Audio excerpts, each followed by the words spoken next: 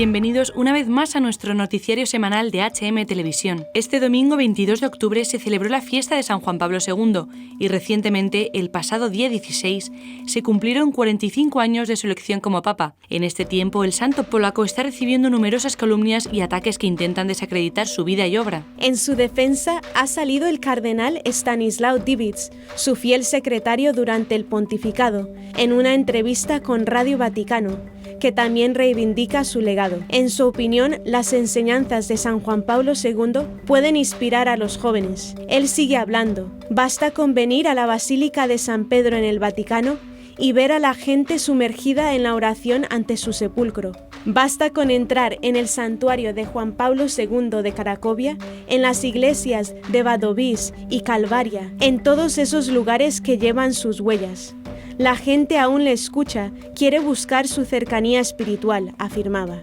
De este modo, Dziwisz señalaba que el Santo Padre vio y padeció mucho mal, experimentó las consecuencias de las guerras y de los totalitarismos, se solidarizó con el sufrimiento de los más débiles, fue defensor y vocero de aquellos a quienes les había quitado la voz, y en tiempos de confusión siempre trató de brindar esperanza a la gente.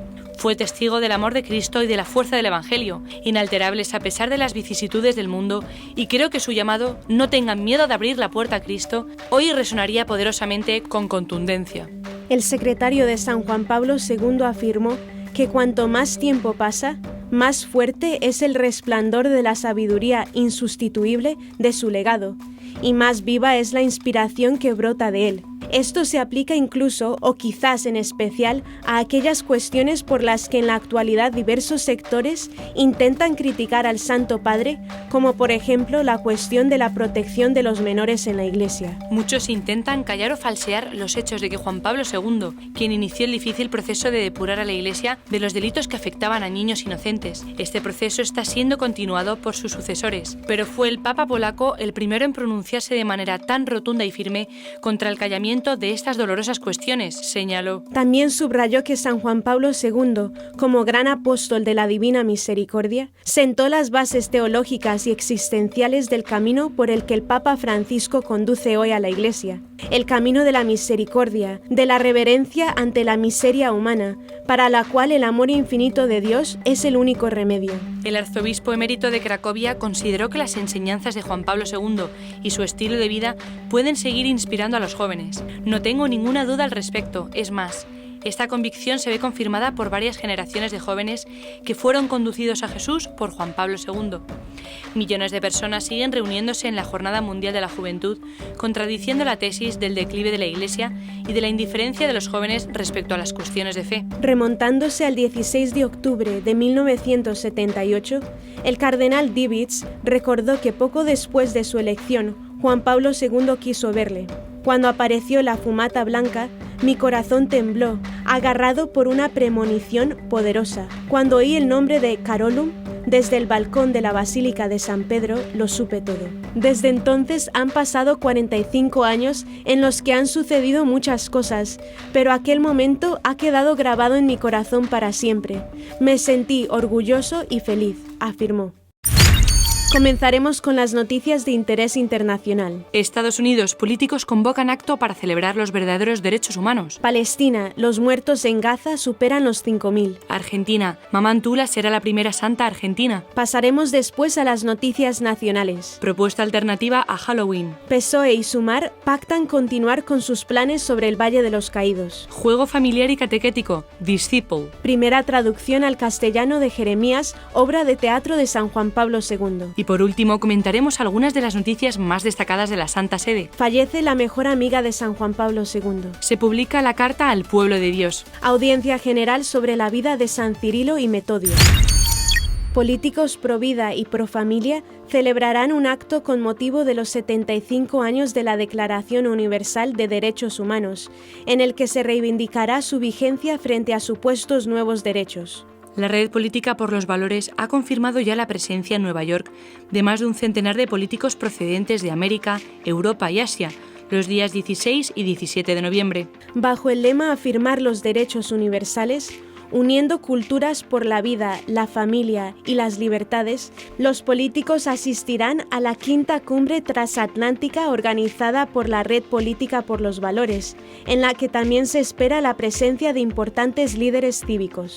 En su mensaje de convocatoria, el fundador del Partido Republicano de Chile y presidente de la Red Política por los Valores, el católico José Antonio Cast, comparte que el objetivo del encuentro es afirmar la defensa de la vida, la familia, la libertad religiosa, la libertad de expresión y la libertad de los padres a educar a sus hijos.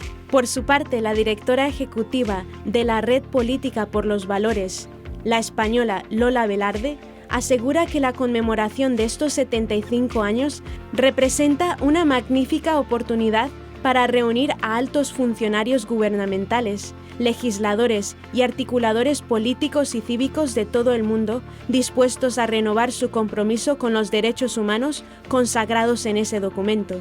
A su entender, este compromiso es aún más relevante porque en la actualidad esos derechos fundamentales están siendo socavados e incluso vulnerados en nombre de supuestos nuevos derechos que ni son universalmente reconocidos ni forman parte de la Declaración Universal de Derechos Humanos. Velarde recuerda que están recogidos de forma expresa en la Declaración los derechos a la vida, a la protección de la familia, la maternidad y la infancia, o a elegir la educación de sus hijos por parte de los padres, así como a la libertad de pensamiento, conciencia, religión, opinión y expresión. En una entrevista concedida a los medios de comunicación vaticanos, el cardenal Pier Battista Pizzaballa, patriarca latino de Jerusalén, expresa su dolor por todas las víctimas de la guerra que ensangrienta Tierra Santa. Jamás ha cometido atrocidades que no tienen justificación, pero matar de hambre a 2 millones de personas no servirá de nada. El cardenal asegura tener el corazón dividido porque en su comunidad hay palestinos e israelíes, y mantenerlo todo unido en este momento es realmente muy complicado. El purpurado asegura que no se puede dejar de intentar intermediar para poner fin al conflicto. Hay que intentarlo, no se puede renunciar. Ciertamente, no se puede dejar de lado el esfuerzo por la paz. El patriarca denuncia que los muertos en Gaza superan los 5.000, entre ellos muchas mujeres y niños. Los barrios han quedado arrasados por los bombardeos y no queda nada, ni agua, ni comida, ni electricidad. El cierre total de la franja de Gaza, en la que 2 millones de personas están atrapadas sin productos de primera necesidad, lleva a Pizzaballa a pedir con fuerza la apertura de corredores humanitarios que permitan atender a los heridos y acceder a los camiones de ayuda humanitaria. El patriarca está preocupado por la suerte de los cristianos de Gaza, que se han refugiado en 2 parroquias distintas, la latina de la Sagrada Familia y la greco-ortodoxa de San Porfirio, esta última objeto de algunos bombardeos. El cardenal está convencido de que el asunto de los rehenes israelíes en manos de Hamás es un punto central en toda la guerra, porque en ello también se juega Gaza su futuro próximo. De cara al futuro, el patriarca sostiene con firmeza que hay que buscar la paz a toda costa. Sin embargo, la paz no puede confundirse con la victoria. Para lograr la estabilidad, explica el cardenal, ambas partes tendrán que perder algo. Es poco probable que israelíes y palestinos puedan vivir juntos, pero tendrán que hacerlo codo con codo, aunque por separado. Y debemos crear las condiciones para que esto ocurra lo antes posible.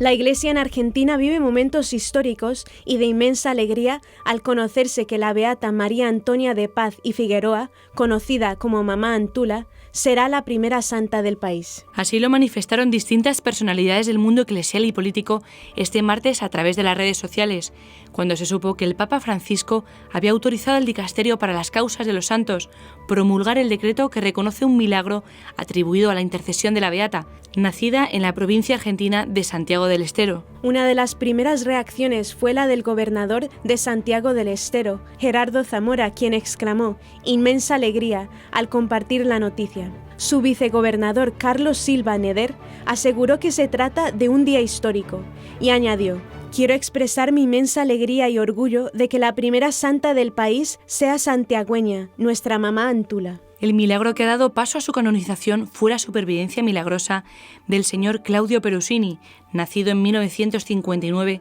que sufrió un ictus isquémico con infarto hemorrágico en varias zonas, coma profundo, sepsis, shock séptico resistente con fallo multiorgánico. Ingresado en la unidad de cuidados intensivos en estado comatoso, el TAC mostró un infarto muy extenso del tronco encefálico.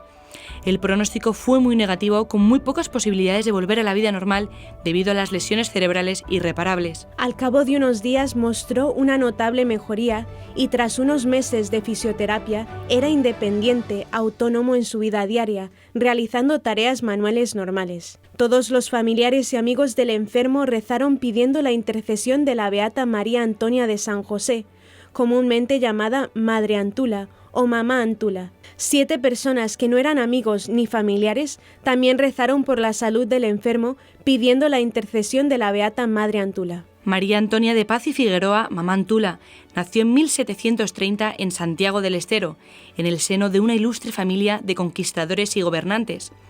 Transcurrió su niñez en el campo, en la hacienda paterna. A los 15 años decidió consagrarse a Dios y tomó el nombre de María Antonia de San José. Desde muy joven esta laica consagrada se había acercado a los misioneros de la Compañía de Jesús que se encontraban en aquella pobre región del noreste argentino y con ellos se dedicó a organizar los ejercicios espirituales según la espiritualidad ignaciana. Falleció el 7 de marzo de 1799 en la misma casa que había fundado. Sus restos son objeto de veneración en la iglesia de Nuestra Señora de la Piedad de la capital argentina. La Asociación Católica de Propagandistas, ACDP, ha lanzado una nueva campaña de comunicación en España, esta vez centrada en dar un mensaje alternativo a Halloween mediante una pregunta: ¿y si todos fuéramos santos? Asimismo, ha colocado en marquesinas de toda España un mensaje muy urgente: dejemos de hacer el ridículo, que ya tenemos una edad. La Asociación Católica de Propagandistas avisa así del peligro de celebrar este tipo de fiestas vinculadas con la muerte, que no son propias de la cultura cristiana y que muchas veces se asocian con otro tipo de cultos oscuros y peligrosos. La campaña se ha desplegado en redes sociales y a través de carteles presentes en diferentes ciudades de España, en los que se invita a rescatar la historia de diferentes santos para no llenar las calles de sangre artificial, gusanos y disfraces tenebrosos, habituales en la llamada Noche de Muertos. Pues ojalá la belleza de una vida ejemplar nos interpelara más que el horror y la fealdad, animan desde la ACDP. Así hacen una propuesta concreta en diferentes ciudades, resumiendo la vida de algunos de sus santos patronos: San Isidro en Madrid, Santa Eulalia en Barcelona, San Vicente Mártir en Valencia o Santiago Apóstol en Bilbao. En algunos lugares los carteles no remiten a ningún santo en concreto y se propone seguir el ejemplo de aquellos que con sus vidas han celebrado la vida, santos y santas de todos los tiempos que nos muestran una forma más humana de vivir mirando siempre a Dios y al prójimo. Los carteles van acompañados de un vídeo que desafía a todos aquellos que se suman sin reflexionar a una celebración de las tinieblas y el terror. No pienses que celebras, solo celébralo, inoriza el narrador, que plantea una provocación. Da igual que tengas 50 años, celebra la muerte, vístete de cadáver, coquetea con el mundo de las tinieblas, porque, pudiendo ser malo, ¿quién querría ser santo? En las marquesinas sigue la reflexión. Los santos y santas de todos los tiempos nos muestran una forma más humana de vivir, mirando siempre a Dios y al prójimo. El PSOE y Sumar han acordado un nuevo pacto de coalición de gobierno por el que piensan avanzar en la implementación de la Ley de Memoria Democrática, que supondrá la resignificación del Valle de los Caídos, que podría venir acompañada de la expulsión de los monjes benedictinos, algo que el padre Santiago Cantera, prior de la abadía, advirtió en enero que no sería fácil, pues requiere la aprobación de la Santa Sede. El Valle de los Caídos, renombrado como Valle de Cuelgamuros por la Ley de Memoria Histórica, será, según el acuerdo, un lugar de memoria democrática cuya resignificación irá destinada a dar a conocer las circunstancias de su construcción, el periodo histórico en el que se inserta y su significado, con el fin de fortalecer los valores constitucionales y democráticos. Además, y esta es la cuestión más polémica del acuerdo, se declararía extinguida la fundación de la Santa Cruz del Valle de los Caídos, por resultar incompatibles sus fines con los principios y valores constitucionales. El pacto entre el PSOE y Sumar solo entrará en vigor si Pedro Sánchez consigue los votos para su investidura de los partidos nacionalistas, secesionistas,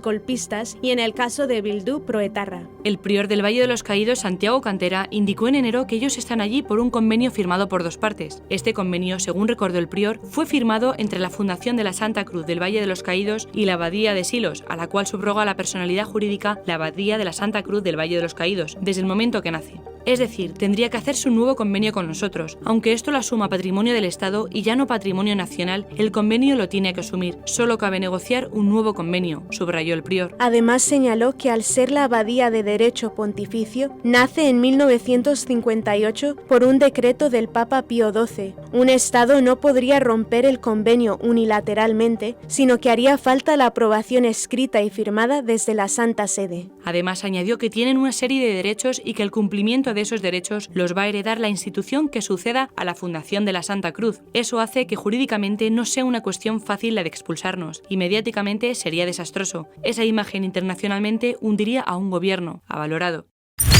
El principal objetivo de Disciple, además de entretener, es fomentar la educación y la cultura cristiana, impulsando una vida cotidiana más espiritual, y para ello une tradición y vanguardia en cuanto a contenido y formato, según señala el propio creativo valenciano Vicente Miquel. Se trata de un juego de mesa de temática cultural y católica, dirigido a niños, adultos y familias, que incluye más de 2.500 preguntas sobre la Biblia y la vida de Jesús, el Antiguo Testamento, arte, historia, música y actualidad, incorporando las nuevas tecnologías. El juego presenta ilustraciones, imágenes en 3D y realidad aumentada, y una aplicación para ser instalada en móvil o en tablet, a través de la que se formulan las preguntas, pruebas, experimentos y actividades, entre ellas un karaoke. Disciple consta de 2 juegos en un mismo tablero, uno por cada cara: el pescador de hombres para jóvenes, adultos y familias, y los 7 regalos sobre los 7 sacramentos para niños de catequesis y poscatequesis entre los 6 y 13 años. Va dirigido a todos ellos y muy especialmente a escuelas y colegios, parroquias, catequistas, profesores y entidades y organizaciones católicas, asegura Miquel.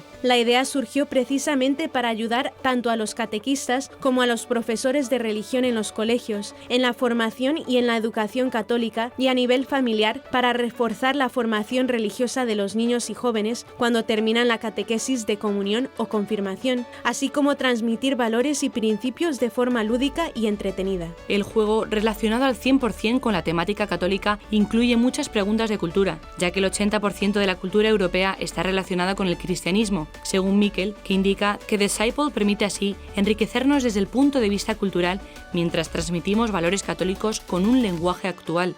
Miquel, que destinará además el 1% de los beneficios de Disciple a entidades y fundaciones de la Iglesia, también es el creador del libro y calendario de Adviento Angie, el Angelito de Adviento, dirigido a niños. El calendario también estaba asociado a una aplicación móvil en la que aparecía un ángel virtual que animaba a hacer una obra buena cada día durante ese tiempo litúrgico. El juego Disciple cuenta con licencia eclesiástica y ya puede adquirirse a través de la página web discipletoys.es, así es como en la librería Paulinas y librería Troa, ambas de Valencia, y en otras librerías católicas de España. Las ventas también se están abriendo ahora en México. Para más información y reservas se ha habilitado la dirección de correo electrónico atencioncliente@discipletoys.es.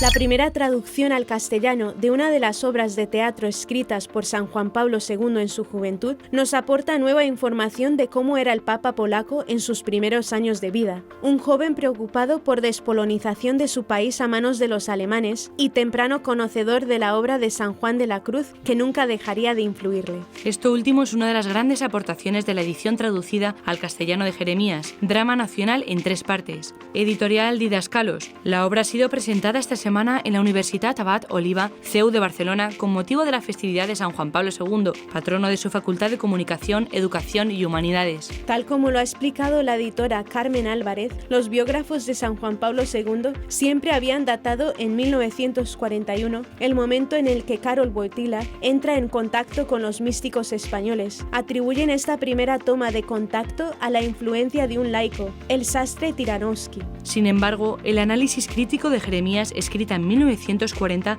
evidencia que en ese momento ya conocía la mística de San Juan de la Cruz. Esto es así por sus contactos con la Cátedra de Hispanismo Polaco y por frecuentes visitas a los conventos de carmelitas. La obra expresa también la preocupación del joven San Juan Pablo II por la política de despolonización que estaban llevando a cabo los ocupantes alemanes. Así aflora su visión de nación y patria, entendida como un legado cultural al que no podemos renunciar. Tal como explica Álvarez, para Wojtyła la fuerza espiritual espiritual de una nación está en su fidelidad a Dios, en su identidad cristiana. Este es un mensaje también trasladable a la actualidad. De igual manera que él se preguntaba por qué había caído Polonia, nosotros podemos preguntarnos por qué ha caído Occidente en manos de ideologías que están borrando nuestra identidad cultural. Junto a Álvarez ha intervenido el decano de la Facultad de Comunicación, Educación y Humanidades de la Universidad Abad Oliba CEU, Martín Kamirczak, el rector de la Universidad Abad Oliba CEU, Rafael Rodríguez Ponga, y la cónsul general de Polonia, Ilona Kaldonska. Esta ha destacado la vocación artística de San Juan Pablo II y su carácter polifacético. Fue teólogo, filósofo, actor, poeta y dramaturgo. La obra Jeremías, cuya traducción directa del polaco ofrece la editorial Didaskalos, pertenece al grupo de los escritores juveniles de Wojtyła y se sitúa, por tanto, en el primer periodo cracoviense cuando apenas tenía 20 años. Este 24 de octubre falleció a los casi 102 años Wanda Putawska, una de las amigas más cercanas del Papa San Juan Pablo II, y quien durante años fue miembro y consultora de los dicasterios vaticanos vinculados a la defensa de la vida y la familia. Nacida en Polonia en noviembre de 1921, Wanda Wojtasik, como se apellidaba de soltera, fue testigo de la ocupación nazi durante la Segunda Guerra Mundial, al igual que Karol Wojtyła, el futuro San Juan Pablo II. En esos años, Wanda formó parte de la resistencia polaca y frecuentaba los círculos de estudiantes católicos. Sin embargo, fue apresada por la Gestapo el 17 de febrero de 1941 e internada en el castillo de Lublin. El 21 de noviembre fue enviada al campo de concentración de Ravensbrück, donde fue usada para experimentos científicos que le ocasionaron secuelas de por vida. Posteriormente fue trasladada al campo Neustadt-Klieve, de donde fue liberada el 17 de mayo de 1941 tras la victoria aliada.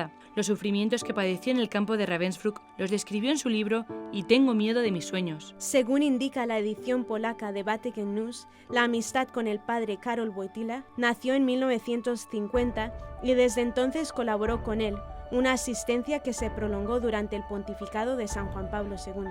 Graduada en medicina en 1951 y con el grado de doctora en psiquiatría en 1964, Wanda Putawska organizó en 1967 el Instituto de Teología de la Familia en la Facultad Pontificia de Teología de Cracovia, que dirigió durante 33 años.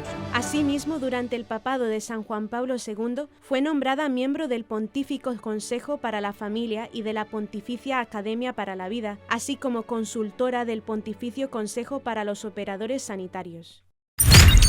Este miércoles 25 de octubre fue publicada la carta de la 16ª Asamblea General Ordinaria del Sínodo de los Obispos al Pueblo de Dios. Tras la explicación de lo que han hecho en esta primera sesión del Sínodo, se invita a preparar la segunda sesión que permita a todos participar concretamente en el dinamismo de la comunión misionera indicada en la palabra sínodo. La carta indica que está a punto de terminar la primera sesión de la 16ª Asamblea General Ordinaria del Sínodo y agradece la experiencia vivida en comunión con la comunidad. Se destaca que este proceso de escucha y discernimiento comenzó hace 2 años, bajo la guía del Espíritu Santo. Se menciona la importancia de la unidad y la escucha respetuosa en la Iglesia. Se abordan los desafíos del mundo en crisis y se hace un llamamiento a la conversión pastoral y misionera. El texto destaca la importancia de escuchar a todos, especialmente a los más pobres, a las víctimas de abusos, a los laicos, a las familias y a los ministros ordenados. Se apunta a la necesidad de fortalecer las sinergias en la misión de la Iglesia y se enfatiza en el camino que Dios espera de la Iglesia en el tercer milenio. El discurso concluye con una referencia a la Virgen María como acompañante en la peregrinación de la Iglesia y la importancia de confiar en Jesús como la única esperanza. En la audiencia general de este miércoles 25 de octubre, el Papa Francisco reflexionó sobre la vida de San Cirilo y Metodio, 2 monjes griegos misioneros en Gran Moravia, un imperio medieval de la Europa central, donde tradujeron a la lengua eslava la Biblia y los textos litúrgicos. Estos santos, conocidos como los apóstoles de los esclavos, llevaron a cabo, según el Santo Padre, una apertura de corazón que arraigó el Evangelio en estas tierras. Partiendo del ejemplo de estos 2 evangelizadores, a quienes San Juan Pablo II proclamó en 1980 copatronos de Europa y sobre los que escribió la encíclica Slavorum Apostoli, el Papa Francisco subrayó la necesidad de mantener una unidad para poder evangelizar y destacó la necesidad de mantenerse unidos para evangelizar, advirtiendo que donde hay división, trabaja el diablo. Destacó también el aspecto de la libertad. La predicación requiere libertad, pero la libertad siempre necesita valentía. Una persona es libre cuanto más valiente es y no se deja encadenar por tantas cosas que le quitan la libertad, afirmó. Más tarde invitó a pedir a los santos Cirilo y Metodio ser instrumentos de libertad en la caridad para los demás, ser creativos, ser constantes, ser humildes, con la oración y el servicio. Y hasta aquí nuestro informativo semanal. Esperamos que haya sido de su agrado.